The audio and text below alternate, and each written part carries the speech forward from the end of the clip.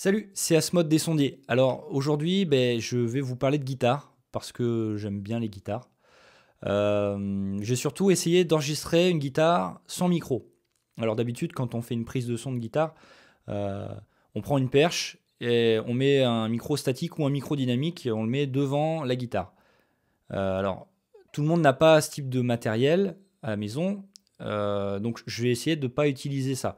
Donc c'est une guitare acoustique normale, hein. Il y a pas de micro piezo à l'intérieur de la caisse, il n'y a pas de micro dans la rosace, il y a rien. Donc ce que je vais faire, c'est que je vais essayer d'utiliser ce qui vient avec ce type d'accordeur. Donc ça c'est un petit accordeur que j'ai eu pour je sais pas une 10 ou 15 euros, je me souviens plus très bien.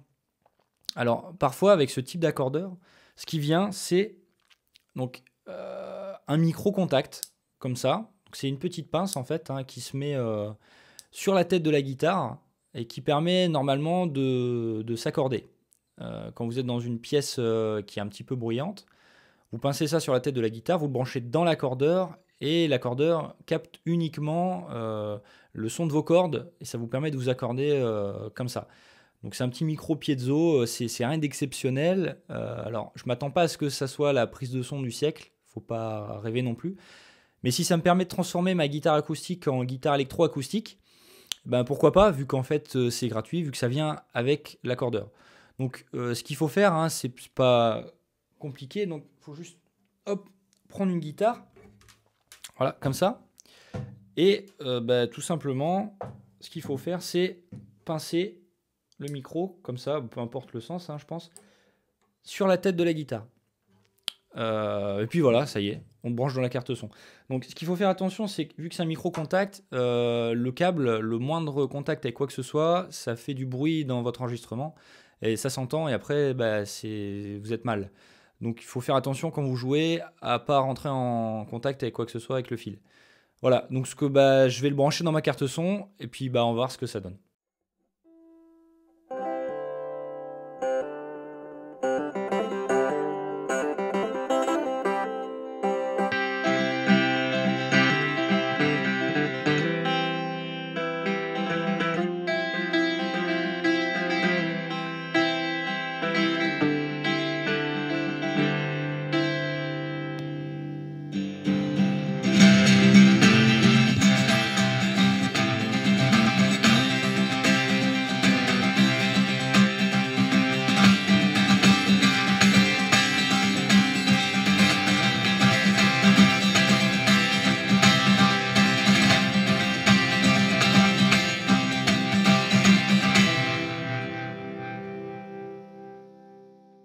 Voilà, donc vous avez vu, quand on le branche dans la carte son, ça sonne pas non plus très réaliste de base.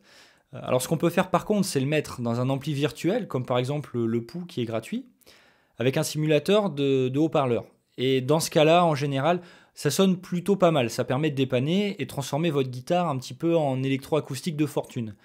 Alors, ce qu'on peut faire également, c'est le combiner avec une prise de son acoustique, avec un micro statique par exemple, et rajouter un petit peu de son d'ampli avec distorsion qui aurait été pris avec un micro contact de ce style-là.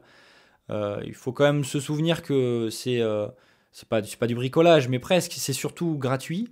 Et ça peut vous permettre de booster un petit peu votre créativité sans payer quoi que ce soit de plus. Donc en soi, c'est plutôt pas mal. Alors, ce que j'ai déjà fait aussi, moi, c'est le brancher directement dans mon ampli. Ça marche. Ça marche. J'ai déjà branché ma 12 cordes dans mon Vox. Ça fonctionne.